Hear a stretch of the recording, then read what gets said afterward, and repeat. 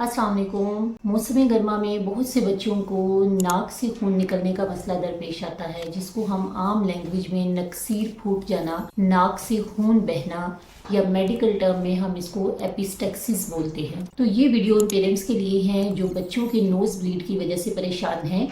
तो आइए देखते हैं कि इसकी क्या वजूहात हो सकती हैं और इसको हमने किस तरह से मैनेज करना है। नोज ब्लीड मौसम गर्मा के अंदर, मौसम गर्मा की एक बहुत बड़ी आप कॉम्प्लिकेशन कह सकते हैं, क्योंकि इसकी बड़ी वजह यह है कि जब गर्म और खुश्क हवा चलती है तो नाक की जो ब्लड वेसल्स होती हैं, बहुत सी थिन, एक बहुत ही हल्की सी और थिन मेम्ब्रेन होती है नाक के अंदर।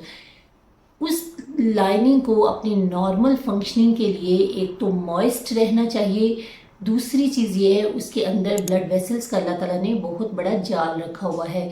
तो जैसे ही गर्म और खुश्क हवा मौसम गर्मा के अंदर चलती है तो वो मेम्ब्रेन्स जो हमारी नॉर्मली नम रहती हैं वो खुश्क होना स्टार्ट हो जाती हैं, और गर्मी और हीट की वजह से जो ब्लड वेसल्स की सप्लाई है नाक की वो बहुत ज़्यादा फूल जाती हैं।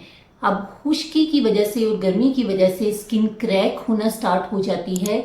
एक माइनर सी स्नेजिंग की वजह से या छींक मारने की वजह से, या बाज़ औक़ात बच्चों को आदत होती है कि वो अपने नाक को बार बार टच करते हैं या अंदर अपनी फिंगर्स के साथ उसको मैनिपुलेट कर रहे होते हैं, जिस वजह से वो ऑलरेडी क्रैक्ड और खुश्क मेम्ब्रेन्स जो हैं वो बहुत इजीली रप्चर हो जाती हैं और बच्चे के नाक से खून बहना शुरू हो जाता है।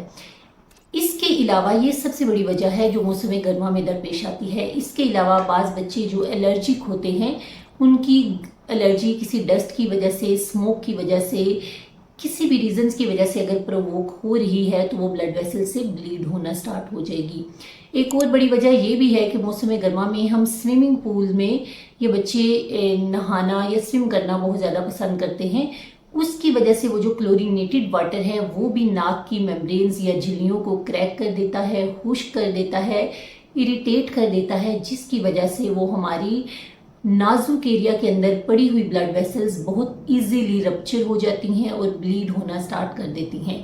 तो इसके लिए आपने क्या करना होता है, सबसे बेहतरीन चीज़ ये है कि हम अपने आप को वेल हाइड्रेटेड रखें। अगर पानी की मिकदार बॉडी के अंदर बहुत अच्छी होगी तो जो बाहर की गर्मी और खुश्की है वो हमारी मेम्ब्रेन्स को बहुत ज़्यादा मुतासिर नहीं कर सकेगी।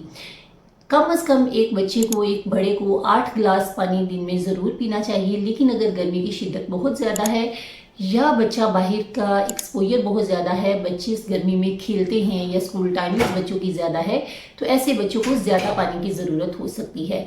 सेकंड चीज़ ये है कि आप ज़्यादा देर धूप में या गर्मी के मौसम में ना रहें। अगर बाहर जाते हैं तो मास्क वगैरह लगाएं, अम्ब्रेला का इस्तेमाल करें, सन प्रोटेक्शन स्क्रीन यूज़ करें, पानी की बॉटल या कोई भी रिहाइड्रेटिंग सोल्यूशन, निमकोल हो गया, नींबू पानी हो गया, स्कंजबी होगी, वो अपने साथ रखें। तीसरी चीज़, अगर एलर्जी है तो अपनी एलर्जी को कंट्रोल रखें। स्विमिंग पूल में क्लोरीनेटेड वाटर से जो बच्चे ज़्यादा मुतासिर हो रहे हैं उनको चाहिए कि वो अपना एक्सपोजर पानी के साथ लिमिट रखें।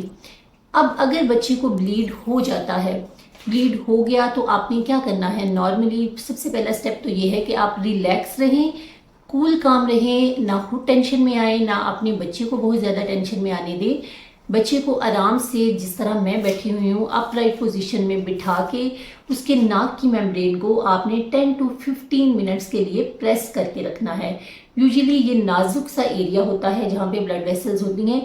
अगर आप उसको अच्छा प्रेशर दे के रखेंगे तो 10 मिनट्स मैक्सिमम लगते हैं और वो ब्लीडिंग खुद ब खुद स्टॉप हो जाएगी। बाज़ औक़ात जल्दी भी स्टॉप हो जाती है, लेकिन ये मैक्सिमम टाइम लिमिट है 10 to 15 मिनट, जिसमें वो यूजुअली स्टॉप हो जानी चाहिए। सेकंड थिंग ये है कि आप उसको ठंडे पानी के साथ कंप्रेसिस दे सकते हैं। वो ठंडे पानी की पट्टियां कर सकते हैं या उसको बर्फ़ की टकोर, जिसे हम आम लैंग्वेज में कहते हैं, वो कर सकते हैं। उसके फोरहेड वाले एरिया पे करें, उसके नोज़ के ब्रिज जो है जहाँ से वो ज़्यादा मुतासिर होता है बच्चा, वहाँ पे करें।